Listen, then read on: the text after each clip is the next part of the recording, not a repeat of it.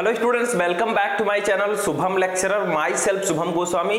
Student, आज का ये वीडियो क्लास 12 हिंदी का एक बहुत ही इंपॉर्टेंट वीडियो है और ये वीडियो उन सभी स्टूडेंट्स के लिए इंपॉर्टेंट है जो 12th में है और जिनको इस बार बोर्ड एग्जाम देना है, क्योंकि इस वीडियो में मैं आपके लिए लेकर आया हूं क्लास 12 हिंदी व्याकरण के उन सभी मोस्ट इंपॉर्टेंट क्वेश्चन को, यानी कि उन सभी महत्वपूर्ण प्रश्नों को जो इस बार आपके बोर्ड एग्जाम में पूछे जा सकते हैं। देखिए स्टूडेंट, आप सभी सब्जेक्ट को पढ़ रहे हैं, लेकिन इसके साथ साथ आपको हिंदी भी पढ़ना है, क्योंकि हिंदी इज ये स्कोरिंग सब्जेक्ट, यानी कि हिंदी एक स्कोरिंग सब्जेक्ट होता है जिसमें आप 100 में से 95% प्लस मार्क, यानी कि 95 प्लस मार्क आसानी से अचीव कर सकते हैं, क्योंकि Hindi is a easy subject. ठीक है, अगर बाकी सब्जेक्ट को देखा जाए तो उससे हिंदी हमारा बहुत इजी है, क्योंकि इसमें बहुत सारे ऐसे टॉपिक्स हैं जो हमेशा आते हैं, यानी कि रिपीटेड हैं। तो हिंदी को आपको अच्छे से पढ़ना है अगर आपको परसेंटेज को बढ़ाना है। ठीक है, तो मैं आपको सभी सब्जेक्ट पढ़ाता हूं, उसके साथ साथ आज के इस वीडियो में मैं हिंदी व्याकरण के कुछ महत्वपूर्ण प्रश्नों को बताऊंगा जो आपके बोर्ड एग्जाम में लगातार आते हैं और इस बार भी पूछे जा सकते हैं।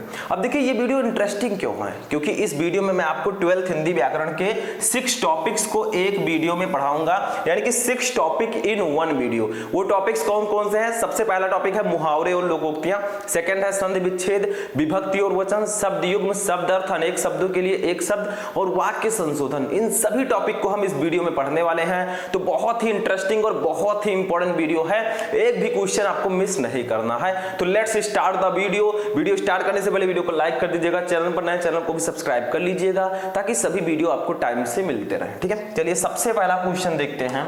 फर्स्ट क्वेश्चन क्या है? ठीक है, तो सिंपल सा है, सबसे पहले हमारा रहेगा मुहावरे एवं लोकोक्तियां। मुहावरे एवं लोकोक्तियों में क्या होगा, आपको मुहावरा दे दिया जाएगा या लोकोक्ति दे दिया जाएगा, उसका अर्थ लिखकर आपको वाक्य प्रयोग करना होगा। ठीक है, लिखा रहेगा कि निम्नलिखित मुहावरे और लोकोक्तियों में का अर्थ लिखते हुए वाक्य प्रयोग कीजिए। ठीक है, तो सबसे पहला क्वेश्चन देखते हैं, ध्यान दीजिएगा। देखिए, कच्चा चिट्ठा खोलना। ठीक है, ऐसे आपको दे दिया जाएगा क्वेश्चन में। अब आपको क्या करना होगा, पहले इसका अर्थ लिखना है, कमियां प्रकट करना।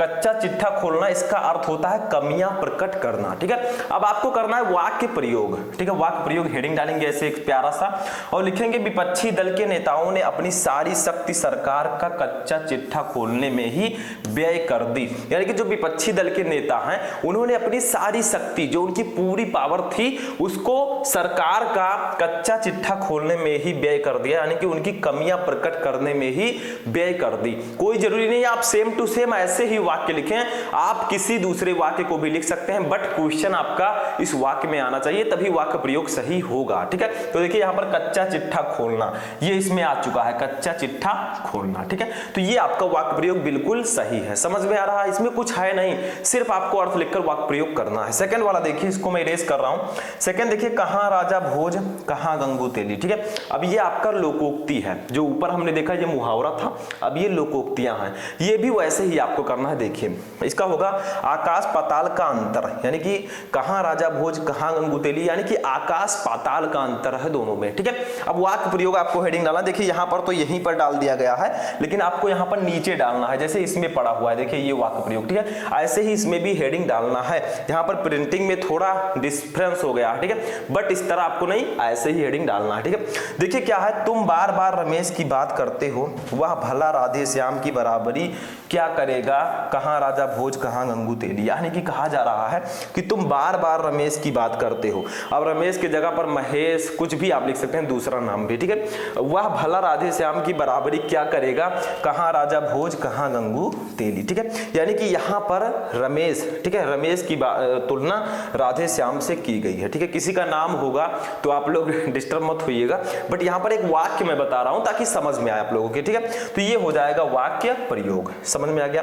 तीसरा क्वेश्चन देख लेते हैं यहीं पर। देखिए तीसरा है खोदा पहाड़ निकली चूहिया। ठीक है, ये तो आपने भी सुना होगा अपने गांवों में, अपने घरों में। ठीक है, ये वाला मुहावरा लोकोक्ति आपने भी सुना होगा। तो देखिए क्या है, अत्यधिक परिश्रम का नगण्य फल मिलना, यानी कि खोदा पहाड़ निकली चूहिया, यानी कि पूरा पहाड़ खोद डाला, कोई खजाना नहीं मिला, चूहिया मिल गई। ठीक है, तो ऐसे आपको समझना है कि अत्यधिक परिश्रम का नगण्य फल मिलना, यानी कि बहुत ज्यादा परिश्रम का छोटा सा फल मिलना। ठीक है, आप बहुत मेहनत कर रहे हैं, आपको कोई भी फल नहीं मिल रहा, वही यहां पर कहा गया है। वाक्य प्रयोग देखिए, बोफोर्स तोपों के एक सौदे में दलाली के प्रकरण पर वर्षों से चली आ रही जांच पड़ताल का नतीजा खोदा पहाड़ निकली चूहिया जैसा ही है। यानी कि क्या कहा गया कि बोफोर्स, ठीक है, फोर्स तोपों के सौदे में दलाली के प्रकरण पर वर्षों से चली आ रही जांच पड़ताल का नतीजा खोदा पहाड़ निकली चूहिया के बराबर है। यानी कि जो तोपों के सौदे में दलाली है उसकी प्रक्रिया पर सरकार द्वारा क्या है कि जांच करवाई जा रही है, लेकिन कोई फायदा नहीं है क्योंकि कोई फल ही नहीं मिल रहा है, तो खोदा पहाड़ निकली चूहिया जैसा उसका नतीजा है। ठीक है, तो ऐसे ही आपको वाक्य प्रयोग करना होगा।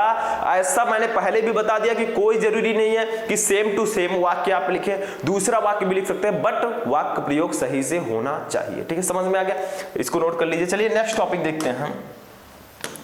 देखिए टॉपिक, दूसरा टॉपिक हमारा है संधि विच्छेद। इसमें आपको करना क्या, नाम से स्पष्ट है, संधि विच्छेद। जैसे आपको दे दिया गया उत्तीर्यापी का संधि विच्छेद है, अब आपको बताना इसका सही संधि विच्छेद होगा क्या। अब इतना तो सेंस आप में है, आप इंटरमीडिएट में आ चुके हैं, ठीक है, लेकिन कैसे इसको पहचानेंगे। देखिए का है उत्ती धन यप, खा है उत्तीर्या धन पी, गा है उत्तीर्य धन आपी और घा है उत्तीर्या धन आपी। ठीक है, तो इसका राइट आंसर होगा ऑप्शन नंबर गा, उत्तीर्य धन आपी।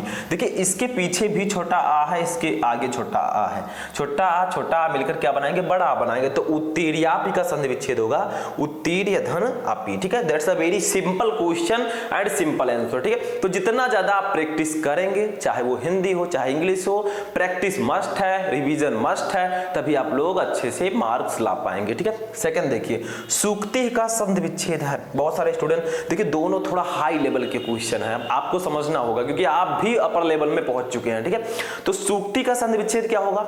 ठीक है, देखिए का है सूधन उक्ति, खा है सूधन उक्ति, गा है सूधन उक्ति, घा है सूधन उक्ति। देखिए पढ़ने में लगभग सब सेम है, अगर पढ़ा जाए तो लगभग सुनने में सभी सेम होंगे। ठीक है, तो इसका राइट आंसर हो जाएगा ऑप्शन नंबर खा, सूधन उक्ति।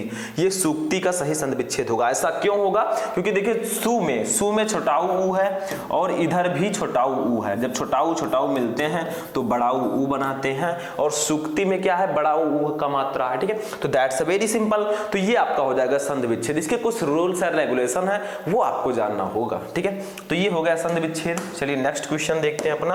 नेक्स्ट है शब्द युग्म। नाम से ये स्पष्ट है, शब्द युग्म यानी कि शब्दों का जोड़ा। ठीक है, सिंपल सा है।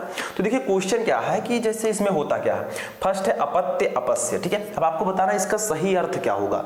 ध्यान रहे जो पहले है उसका अर्थ पहले होगा, जो बाद में उसका अर्थ बाद में, ऐसा ही रहना चाहिए। जैसे अपत्य का अर्थ पहले रहना चाहिए, अपस्य का बाद में। ठीक है, इस प्रकार से समझना है आपको। ठीक है, जो पहले उसका अर्थ पहले, जो बाद में उसका अर्थ बाद में। तो सबसे देखिए का है पति विहीन और कुमार्ग, खा है पुत्रहीन और भोजन, गा है संतान और अहितकर, घा है पुत्र और बीमारी।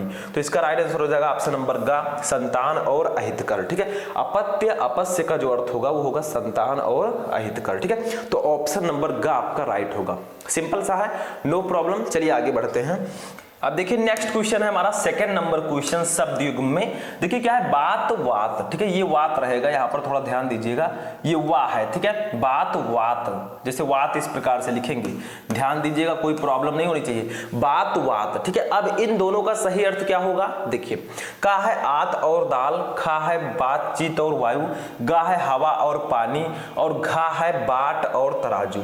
तो राइट आंसर क्या हो जाएगा, ऑप्शन नंबर खा राइट होगा, बातचीत और वायु। देखिए बात का मतलब जैसे हम लोग बात करें, ठीक है, आपस में, तो वो हो जाएगा बातचीत, और वात का मतलब होता है वायु, हवा। ठीक है, तो बातचीत और वायु इसका राइट आंसर होगा। तो एक चीज ध्यान रखना शब्द युग्म में कि जो पहले उसका अर्थ पहले होगा, जो बाद में उसका अर्थ बाद में होगा। ठीक है, दैट्स अ सिंपल क्वेश्चन, तो नोट कर लीजिए। चलिए नेक्स्ट क्वेश्चन देखते हैं। क्वेश्चन नंबर हमारा नेक्स्ट है। ठीक है, ये देखिए तीसरा क्वेश्चन, चौथा टॉपिक हमारा है। देखिए शब्द अर्थ। देखिए तीन टॉपिक हमने पढ़ लिए, मुहावरे और लोकोक्तियां, संधि विच्छेद, शब्द युग्म। अब पढ़ते हैं शब्द अर्थ। ठीक है, शब्द अर्थ का मतलब क्या होता है, आप लोग शुरू से ही पढ़ते आ रहे हैं, अनेकार्थी शब्द, जिसको हम पर्यायवाची शब्द भी बोलते हैं। ठीक है, दैट्स अ सिंपल, वही चीज ये है। जैसे देखिए आपका हो गया साल, साल को हम क्या कह सकते हैं, वर्ष कह सकते हैं। साल को क्या कह सकते हैं, वर्ष। ठीक है, इसको मैं फिर से लिख देता हूं, साल को हम कह सकते हैं वर्ष। ठीक है, और एक वृक्ष का नाम भी साल है, एक वृक्ष का नाम। देखिए सौल वृक्ष का नाम आपने सुना होगा। ठीक है, एक वृक्ष का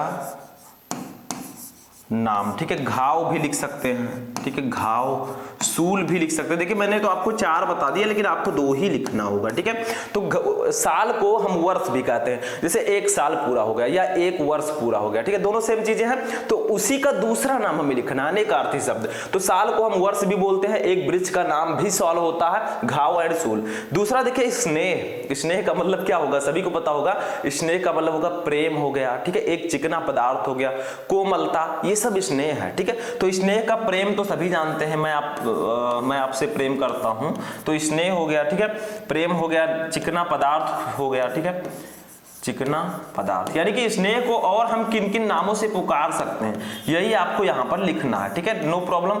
एक कोमलता हो गया, कोमलता, ठीक है। तो that's a very simple question. तो ये तीनों आप नोट कर लीजिए, ठीक है। स्नेह का प्रेम, चिकना पदार्थ एंड कोमलता, साल का वर्ष, एक वृक्ष का नाम, घाव, सूल, ठीक है। तो 2-3 मैं आपको बता रहा हूं, आपको 2 ही लिखना है, ठीक है। तो आप लोग अगर 2-3 पता होगा तो 2 तो आप आसानी से लिख ही लेंगे। तो नोट कर लीजिए इसको। चलिए नेक्स्ट क्वेश्चन देखते हैं। नेक्स्ट टॉपिक हमारा है अनेक शब्दों के लिए एक शब्द, ठीक है, 1 वर्ड सब्स्टिट्यूशन। इंग्लिश में बोले तो, क्योंकि ग्रामर भी हम लोग पढ़ रहे हैं और ग्रामर में इसको बोलते हैं 1 वर्ड सब्स्टिट्यूशन, और हिंदी व्याकरण में बोलते हैं अनेक शब्दों के लिए एक शब्द, ठीक है। तो देखिए सबसे पहला, जो निंदा करने योग्य हो उसे एक शब्द में हम क्या बोलेंगे, जो निंदा करने योग्य हो उसे हम लोग बोलेंगे निंदनीय, निंदनीय, ठीक है, यानी कि जो निंदा करने योग्य हो, ठीक है, सिंपल सा है। दूसरा देखिए 100 वर्ष का समय, 100 वर्ष के समय को हम एक वर्ड में क्या बोलते हैं, इंग्लिश में बोले तो सेंचुरी, ठीक है, जैसे विराट कोहली और रोहित शर्मा मारते हैं, लेकिन यहां पर हिंदी हम पढ़ रहे हैं, ठीक है। तो हिंदी में क्या बोलेंगे, शताब्दी, ठीक है, क्या बोलेंगे, शताब्दी। दैट्स अ वेरी सिंपल, इसको नोट कर लीजिए। तीसरा देखिए, जो युद्ध में स्थिर हो उसे क्या कहते हैं, महाभारत में आपने नाम सुना होगा, जो युद्ध में स्थिर है उसे हम लोग बोलते हैं युधिष्ठिर, ठीक है, नाम तो सुना ही होगा। तो यहां पर लिख देता हूं मैं युधिष्ठिर, युधिष्ठिर, ठीक है। That's a very simple question, जो युद्ध में स्थिर हो उसे हम लोग बोलेंगे युधिष्ठिर, ठीक है। तो 3 क्वेश्चन मैंने आपको बताया, जो निंदा करने योग्य हो उसे निंदनीय बोलेंगे, 100 वर्ष के समय को शताब्दी बोलेंगे एक वर्ड में, जो युद्ध में स्थिर हो उसे हम लोग युधिष्ठिर बोलेंगे। That's a very simple question, so please note it, note कर लीजिए इसको। चलिए नेक्स्ट देखते हैं 6 number topic. That's our last topic, ये हमारा लास्ट टॉपिक होगा, ठीक है। 6 नंबर टॉपिक मैंने आपको बताया था, 6 टॉपिक हम एक ही वीडियो में पढ़ेंगे, ठीक है। तो देखिए वाक्य संशोधन, इंग्लिश में बोले तो सिंटैक्स, जैसे हम इंग्लिश ग्रामर में पढ़ते हैं सिंटैक्स, वैसे यहां पर ये है वाक्य संशोधन, ठीक है, समझ में आ गया। तो देखिए क्या होता है इसमें, वाक्य में जो गलतियां उसको सही करके लिखिए। जैसे सिंटैक्स में सेंटेंसेज में जो मिस्टेक्स होती थी उसको हम करेक्ट करते थे, वैसे यहां पर हिंदी में हम वाक्य में जो गलतियां होंगी उसको सही करके लिखेंगे। जैसे देखिए माधव ने पुस्तक पढ़ लिया, तो अगर हम इस प्रकार से लिखें तो ज्यादा बेटर रहेगा। देखिए कैसे, माधव ने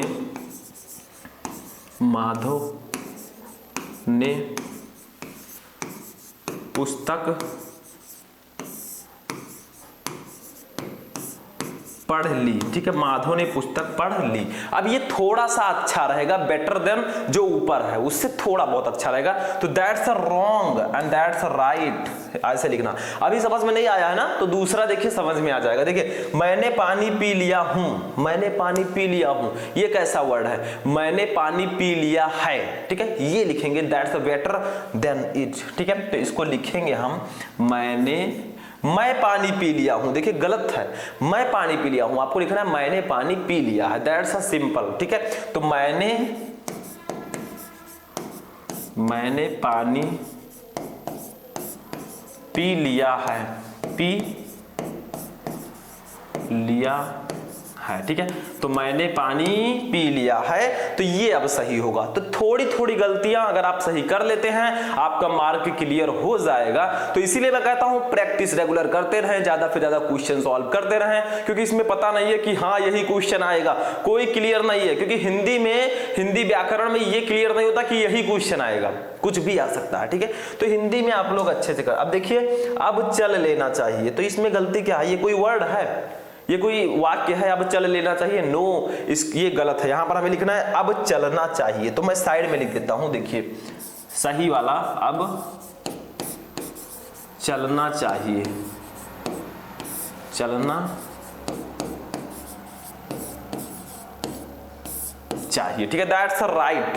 तो तीनों समझ लीजिए। माधव ने पुस्तक पढ़ लिया, गलत था। माधव ने पुस्तक पढ़ ली, सही है।